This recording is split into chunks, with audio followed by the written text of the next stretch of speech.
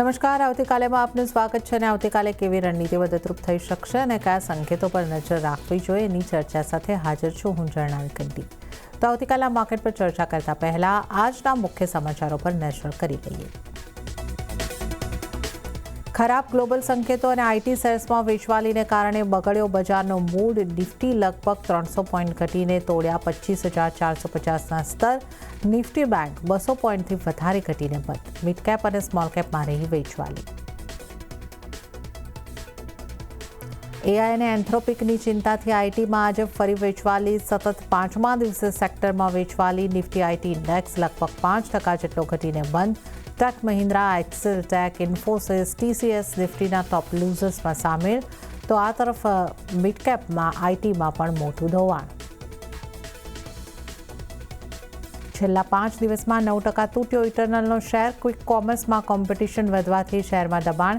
Amazon નાવ, Amazon fresh અને Flipkart મિનિટ્સમાં પણ quick commerce segment માટે તૈયાર. અને બજારને પસંદ નહીં આવી ભારતી એરટેલની. ભારતી મનીમાં 20,000 કરોડના રોકાણની યોજના. શેરમાં જોવા મળ્યો આજે 3%નો ઘટાડો. ટેલિકોમના બદલે એનબીએફસીમાં કંપનીના ઇન્ટરેસ્ટથી બજાર નાખુશ. અને 5થી 15% સુધી એસીના ભાવ વધારશે વોલ્ટાસ. સૂત્રો પ્રમાણે નવી એનર્જી એફિશિયન્સી નિયમને અને કોપર એલ્યુમિનિયમની વધતી કિંમતોને કારણે ભાવમાં વધારો.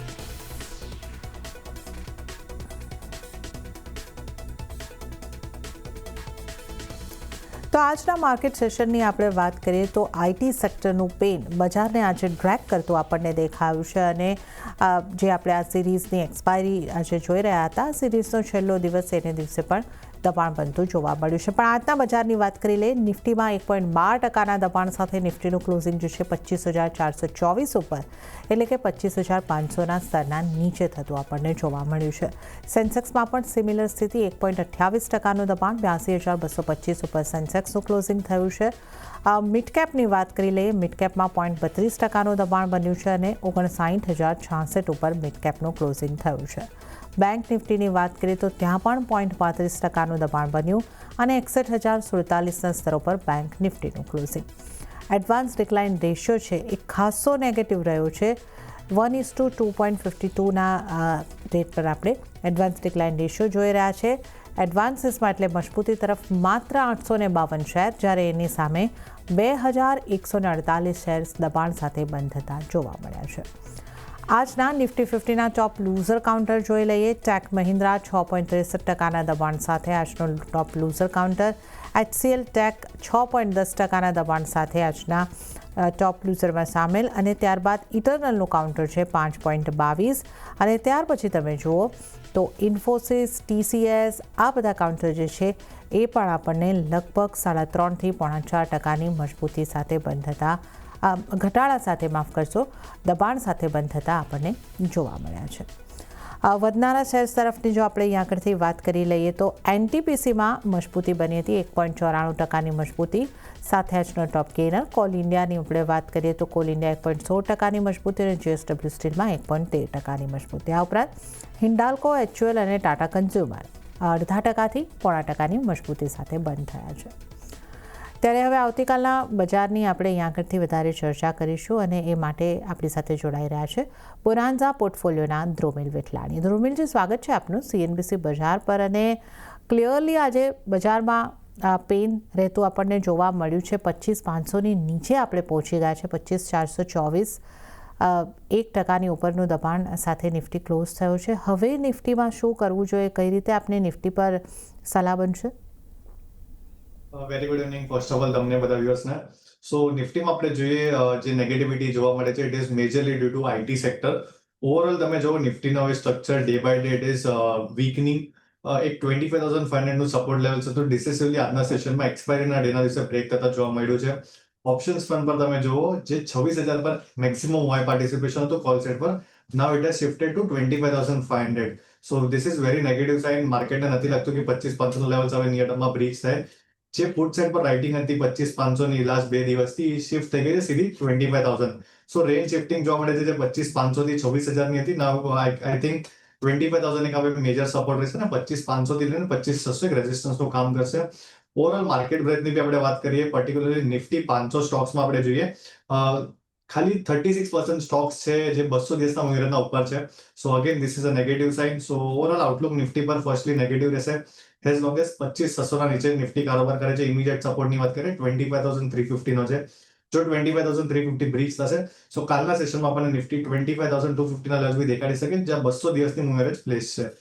Coming to bank Nifty, so bank નિફ્ટીમાં તમે જુઓ, હજી બી bank Nifty is holding about with short term EMAs, જે હમણાં આપણે જોઈએ, ઇટ ઇઝ અરાઉન્ડ 60,800 લેવલ્સ, 61,000 ના આજુબાજુ ક્લોઝિંગ જોવા મળી છે. 60,800 જો બેંક નિફ્ટીમાં બ્રીચ થશે, સો મને લાગે છે અહીંયા બી આપણને એક પેન વધતા જોવા મળશે, or else we can consider a profit booking જે લીડ કરી શકે 60,000. સો as long as bank Nifty 61,500 ના નીચે છે, આઉટલુક કોશિયસ રહેશે.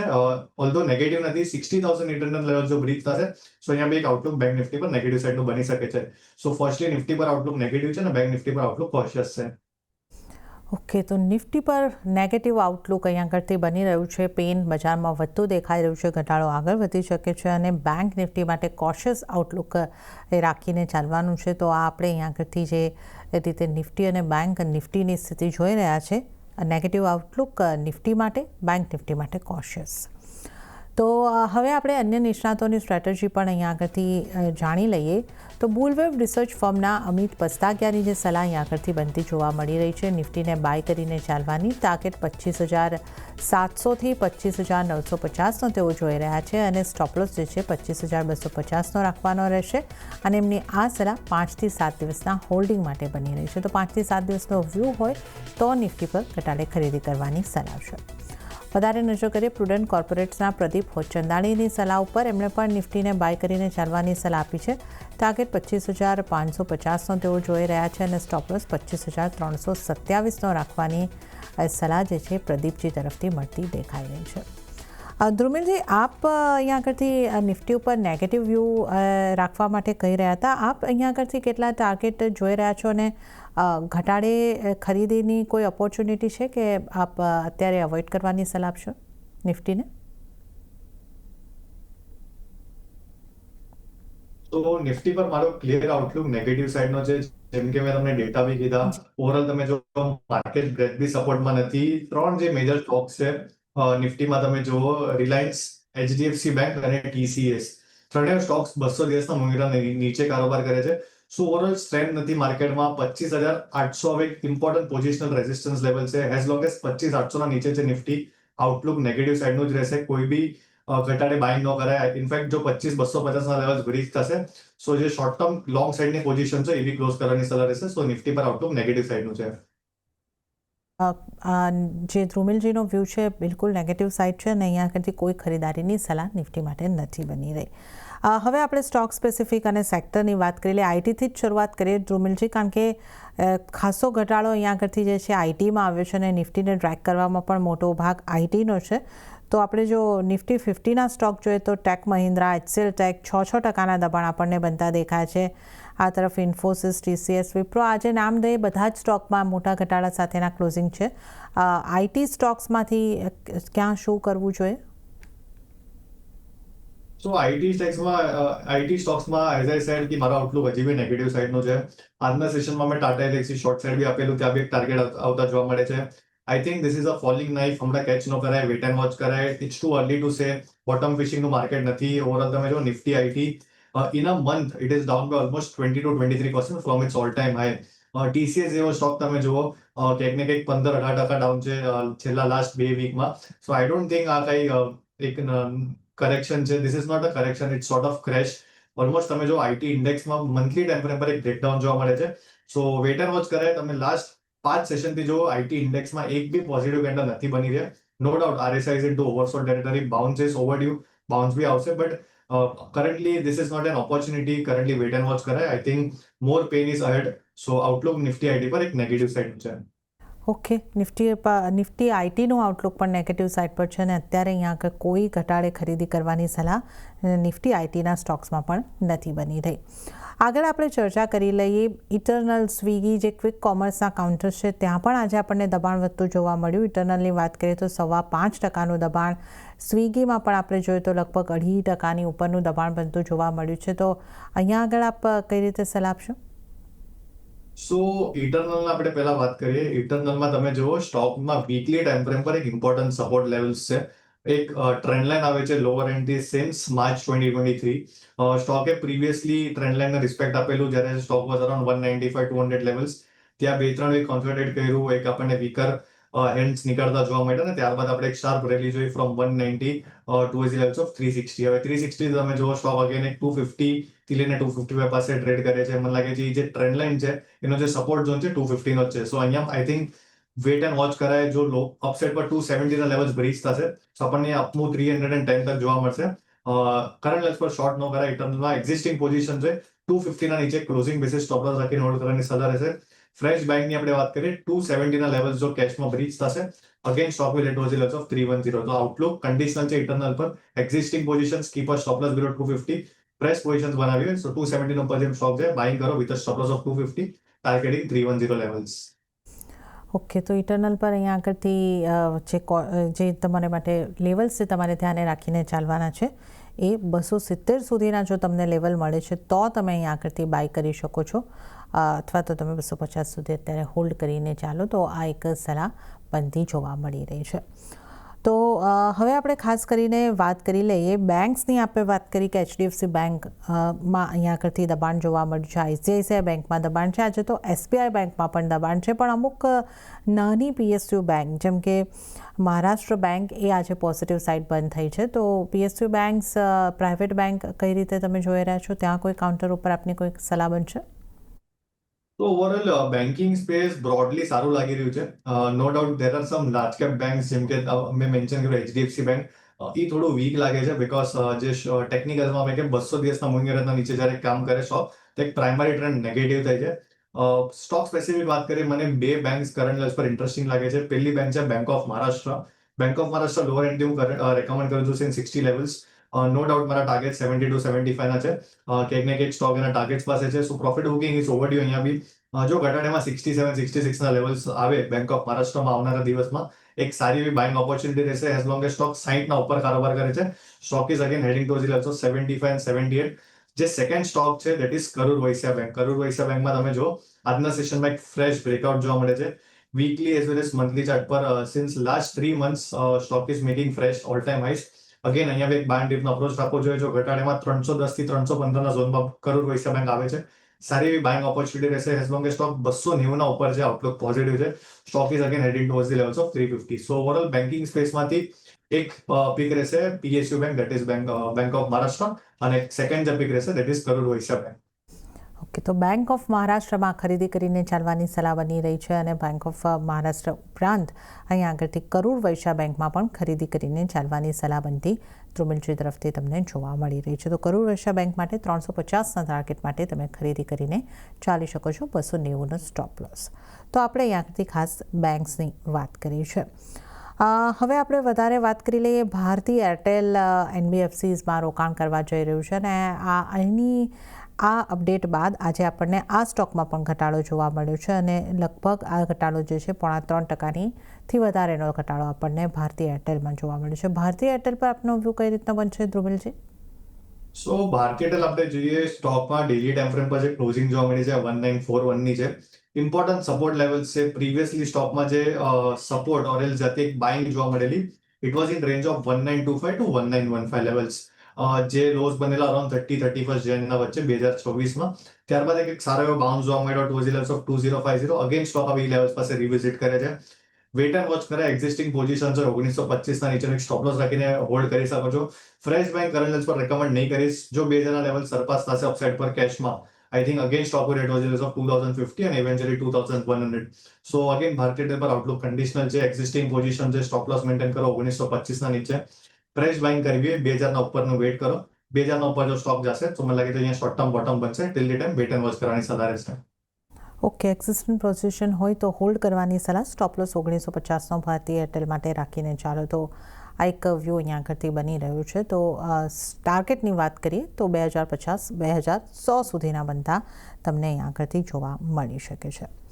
આજે આપણે જે રીતે જોયું બજારમાં ખાસું દબાણ હતું, પણ મેટલ સેક્ટરમાં એક ખરીદારી આવતી આપણને જોવા મળી છે, જેમાં JSW સ્ટીલની વાત કરીએ 1.13% જેવી મજબૂતી હતી, હિન્ડાલ્કોમાં પણ 0.5% મજબૂતી હતી, સેલ જેવા કાઉન્ટર પર મજબૂતી તરફ હતા, NMDC મજબૂતી પર હતું. મેટલ્સમાંથી આપની સલાહ કઈ રીતની બનશે? So overall metal space મને હજી બી એટ્રેક્ટિવ લાગે છે. Stock specific action is in process. Tata steel એક સેફ બેટ છે. કરંટ લેવલ્સ પર તમે જો 209 ની ક્લોઝિંગ છે. અહીંયા એક બાર ડીપનો અપ્રોચ રાખવો જોઈએ. ઘટાડેમાં જો 200 ના ઝોન પાસે આવે છે ટાટા સ્ટીલ, એક સારી એવી બાઇંગ ઓપોર્ચ્યુનિટી રહેશે. અપસાઇડ પર મને લાગે છે સ્ટોકમાં 215 અને 220 ના લેવલ્સ આપણને જોવા મળશે. ફિફ્થ એક્સટેન્શનના જે ટાર્ગેટ છે મારા 220 ના છે. સો ટાટા સ્ટીલને ઓવરઓલ મેટલ સ્પેસમાં તમે ધ્યાન રાખી શકો છો. એક લાર્જ કેપ કાઉન્ટર છે, વોલેટિલિટી બી ઓછી રહેશે. અગર મેટલમાં પ્રોફિટ બુકિંગ બી આવે છે તો આ સારી એવી ઓપોર્ચ્યુનિટી આપણને જોવા મળશે બાઇંગની. સો ટાટા સ્ટીલમાં ઓવરઓલ તમે સેક્ટરમાંથી ધ્યાનમાં રાખી શકો છો. અને હવે આપના ટ્રેડિંગ કોલ્સ જાણી લઈએ. તો જે રીતનો પેન દેખાઈ રહ્યો છે માર્કેટમાં, આજે આપની કયા સ્ટોક પર કઈ રીતની સલાહ બનશે, બાય તરફની, સેલ તરફની? સો ઓવરઓલ સેક્ટરમાં એક જ જે સેક્ટર છે મને કાફી ઇન્ટરેસ્ટિંગ લાગે છે લોંગ સાઇડ પર, that is energy sector. Energy સેક્ટરમાં તમે જો બધા સ્ટોક્સ એક સારું લાસ્ટ 2 વીકથી તમે જો આઉટ પરફોર્મન્સ દેખાડે છે. એમાંથી એક સ્ટોક છે NTPC. NTPCમાં તમે જો ડેલી અને વીકલી ટાઈમ ફ્રેમ પર તો બ્રેકઆઉટ કન્ફર્મેશન આવી જ ગયું છે. ડેલી ટાઈમ ફ્રેમમાં રાતના સેશનમાં એક ફોલોઅપ બાઇંગ જોવા મળી છે પોસ્ટ એક રેન્જ બ્રેકઆઉટ ઓફ 370. હમણાં તમે જો ક્લોઝિંગ 382 ની છે. 379 થી 383 ના રેન્જમાં બાઇંગ કરો. લોઅર એન્ડ પર એક 370 નો સ્ટોપ લોસ રહેશે. અપસાઇડ પર આમાં 395 અને 398 ના શોર્ટ ટર્મ ટાર્ગેટ્સ છે. વોલ્યુમ પાર્ટિસિપેશન બી અબવ એવરેજ વોલ્યુમ પાર્ટિસિપેશન છે. RSI બી તમે જો it's near 69. So it is not yet into overbought territory. So NTPC મારા એન્ટ્રી ખાલી એક આજનો પીક રહેશે for the long side for the target of 395 અને 398. સ્ટોપ લોસ ની વાત કરીએ 370 નો સ્ટોપ લોસ રહેશે. ઓકે, તો NTPCમાં એક ખરીદી કરીને ચાલવાની સલાહ બની રહી છે. 370નો સ્ટોપ લોસ અને 395 થી 398ના ટાર્ગેટ જે છે NTPCમાં તમને જોવા મળી શકે છે. અને NTPC આજનો નિફ્ટી 50નો ટોપ ગેનર પણ રહ્યો છે. ત્યારબાદ કોલ ઇન્ડિયાની પણ આપણે વાત કરી લઈએ. ધ્રુમિલજી, અહીંયા પણ આજે આપણને 1% મજબૂતી આવતી જોવા મળી હતી. આ સ્ટોકને તમે કઈ રીતે જોઈ રહ્યા છો? અગેન કોલ ઇન્ડિયા પર મારો આઉટલુક પોઝિટિવ છે. મોર્નિંગમાં જ મેં કહ્યું 430 નો એક ઇમ્પોર્ટન્ટ રેઝિસ્ટન્સ ઝોન છે જેના ઉપર સરપાસ કરશે. Stock will head to the levels of 440 and 445. So outlook positive as long as હવે સ્ટોક 422 ના ઉપર કારોબાર કરે છે જે આજના લોસ છે. અગેન સ્ટોકમાં આપણને 440 અને 445 ના લેવલ્સ નિયર ટર્મમાં જોવા મળશે. સો એક્ઝિસ્ટિંગ પોઝિશન છે હોલ્ડ કરી શકો છો with a stop loss of 420. Fresh entry કરવી હોય સો 431 ના ઉપર જો કાલના સેશનમાં સ્ટોક ઓપન થાય છે અને સસ્ટેન થાય છે સો બાઇંગ કરો for the targets of 445. Okay, તો અહીંયા આગળથી આપણે કોલ ઇન્ડિયાની વાત કરી. 445નો ટાર્ગેટ બની શકે છે. અહીંયા પણ પોઝિટિવ વ્યૂ આપણે રાખી શકીએ છીએ. ખરીદી કરીને ચાલી શકો છો. ફરીથી અમુક સ્ટોકની વાત કરી લઈએ કે જ્યાં ઘટાડો જોવા મળ્યો છે. જે ટેક્સટાઇલને લગતા સ્ટોક છે એમાં જે ઘટાડો હતો, ગોકુલદાસ એક્સપોર્ટ 5%ના દબાણ સાથે આપણને બંધ થતો જોવા મળ્યો છે. તો ગોકુલદાસ એક્સપોર્ટ કે ટેક્સટાઇલને લગતા કાઉન્ટરમાંથી કોઈ કાઉન્ટર પર આપની કઈ રીતની સલાહ બનશે આ ઘટાડા બાદ? સો આપણે જોઈએ ઓવરઓલ ટેક્સટાઇલ સ્પેસ કાફી વોલેટાઇલ છે. નો ડાઉટ સ્ટોક્સમાં બાઇંગ સેલિંગ કોઈ સ્ટોક જેના 230 ના મૂલ્યના નીચે કારોબાર કરે છે. બટ એક સ્ટોક છે જેમાં મને લાગે છે એક સારું એવું સ્ટ્રેન્થ જોવા મળે છે, that is Vardhman textile. Vardhman ટેક્સટાઇલમાં તમે જુઓ ડેલી, વીકલી અને મંથલી ત્રણેય ટાઈમ ફ્રેમ પર આપણને એક સારું એવું બાઇંગ જોવા મળે છે. ઇન્ટરેસ્ટિંગલી તમે જો મંથલી ટાઈમ ફ્રેમ પર એક મારું બુઝુ કેન્ડલ જોવા મળે છે. ઓલમોસ્ટ સ્ટોક કરંટ મંથમાં 24% ઉપર છે. બ્રેકઆઉટ ઝોન આપણે વાત કરીએ સ્ટોકમાં અરાઉન્ડ 550 નો એક ઇમ્પોર્ટન્ટ રેઝિસ્ટન્સ ઝોન છે. સિન્સ 2022 સ્ટોકે એ લેવલ્સથી રેઝિસ્ટન્સ લીધું છે. સો મોટામોટી 3.5 વર્ષનું બ્રેકઆઉટ આપણને જોવા મળશે જે રીતના સ્ટોક 550 ના ઉપર સરપાસ કરશે. સો ઓવરઓલ ટેક્સટાઇલ સ્પેસમાં તમે આ ધ્યાનમાં રાખી શકો છો Vardhman textile. As long as stock upside પર 550 ના નીચે છે વેટ એન્ડ વોચ કરો. જે 550 ને સરપાસ કરશે stock will head to the levels of 600. So VTL પર તમે ધ્યાન રાખી શકો છો. Conditional buy above 550. સ્ટોપ લોસની લોઅર એન્ડ પર વાત કરીએ સો 505 નો સ્ટોપ લોસ રહેશે એઝ લોંગ એઝ VTL 505 ના ઉપર છે. આઉટલુક પોઝિટિવ છે. ઓકે, તો અહીંયા આગળથી વર્ધમાન ટેક્સટાઇલમાં ખરીદી કરીને ચાલવાની સલાહ છે અને 505નો સ્ટોપ લોસ તમે ધ્યાને રાખીને ચાલો. તો આપણે ટેક્સટાઇલના સ્ટોક્સ અહીંયા આગળથી વાત કરી. વર્ધમાન ટેક્સટાઇલ ઉપર એક સલાહ તમારી માટે બની રહી છે. ત્યારબાદ આપણે વાત કરી લઈએ ફાર્માના અમુક સ્ટોકમાં પણ આજે ખરીદારી જોવા મળી. ટોરેન્ટ ફાર્મા પોઝિટિવ હતો. નેટકો ફાર્માની આપણે વાત કરીએ તો એમાં તો ઘણી સારી પોઝિટિવિટી જોવા મળી. 5.5% આસપાસની મજબૂતી નેટકો ફાર્માએ બતાડી છે. તો ફાર્મા સેક્ટરમાંથી કોઈ સ્ટોક પર આપનો કોઈ ખાસ સલાહ બનશે? તો ફાર્મા સ્પેસમાંથી મને 2 સ્ટોક્સ કાફી પસંદ આવે છે. પહેલો તો નેટકો ફાર્મા ડેફિનેટલી જેમ તમે મેન્શન કર્યું બાઇંગ જોવા મળી છે. એક રેઝિસ્ટન્સ ક્લિયરન્સ જોવા મળે છે about the levels of 940. Stock is I think headed towards the levels of 980 and 1000 respectively. As long as stock હવે 900 ના ઉપર છે, મને લાગે ડાઉનસાઇડ ઇઝ કેપ્ડ.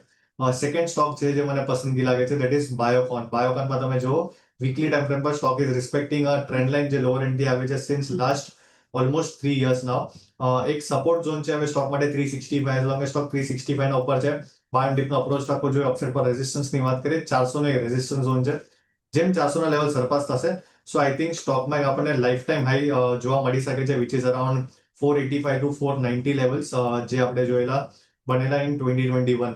સો બાયોકોન એક ટોપ પિક મારો રહેશે ફાર્મા સ્પેસમાંથી. 400 ના ઉપર જેમ જશે એગ્રેસિવ બાઇંગ કરી શકો છો with a view of 6 months lower end પર. એઝ લોંગ એઝ હવે 365 ના ઉપર છે બાયોકોનમાં આઉટલુક પોઝિટિવ છે. ઓકે, તો નેટકો ફાર્મા અને બાયોકોન આ બંને ઉપર તમારી માટે ખાસ સલાહ જે બનતી દેખાઈ રહી છે. બાયોકોનની વાત કરી 6 મહિનાનો વ્યૂ રાખીને તમે અહીં આગળથી બાય કરીને ચાલી શકો છો. 485થી 490ના ટાર્ગેટ બની શકે છે. 365નો સ્ટોપ લોસ તમારે રાખવાનો રહેશે અને નેટકો ફાર્મામાં પણ ખરીદી કરીને ચાલવાની સલાહ. 980થી 1000 સુધીના ટાર્ગેટ માટે 900નો સ્ટોપ લોસ તમારે ધ્યાને રાખવાનો રહેશે. તો આ આજના નબળા સેશનમાં પણ થોડા મજબૂત રહેલા સ્ટોકની આપણે વાત કરી, પણ જે રીતે આપણે અગાઉ પણ ઉલ્લેખ કર્યો કે રિલાયન્સ જેવા દિગ્ગજ કાઉન્ટર પણ પ્રેશર અહીંયા આગળથી બતાવી રહ્યા છે. રિલાયન્સના આજના કારોબાર પર આપણે નજર કરીએ તો ફ્લેટ ક્લોઝિંગ આ સ્ટોકની અંદર થતું જોવા મળ્યું છે. અહીંયા આગળ આપની કઈ રીતની સલાહ બનશે? તો રિલાયન્સમાં તમે જુઓ સ્ટોક ઇઝ કન્સોલિડેટિંગ. અપસાઇડ પર આપણે રેઝિસ્ટન્સ જોઈએ 1470 થી લઈને 1480 એક રેઝિસ્ટન્સ ઝોન છે. છેલ્લા આપણે જોઈએ ટ્રેડ ડીલની જે ન્યૂઝ આવેલી 2 ફેબ્રુઆરીમાં, સો સ્ટોકે 1480 પાસે એક રેઝિસ્ટન્સ લીધું છે. લોઅર એન્ડ પર તમે જો સ્ટોકમાં જે સપોર્ટ લેવલ છે 1400 નો છે. સો એઝ લોંગ એઝ સ્ટોક આ 80 પોઈન્ટના રેન્જમાં છે, વેટ એન્ડ વોચ કરવું છે મારા હિસાબે. ના લોંગ કરાય ના શોર્ટ કરાય. 1400 નો લેવલ છે એક મેક ઓર બ્રેક લેવલ રહેશે. જો 1400 લોઅર એન્ડ પર બ્રીચ થાય છે સ્પોટમાં આપણને એક શાર્પ સેલિંગ જોવા મળશે ને જે સ્ટોકમાં લોઝ બનેલા 30th Januaryમાં નિયરલી 1340 પાસે stock can even move towards those levels. So Reliance પર conditional outlook as long as 1480 થી લઈને 1400 ના વચ્ચે કારોબાર કરે છે.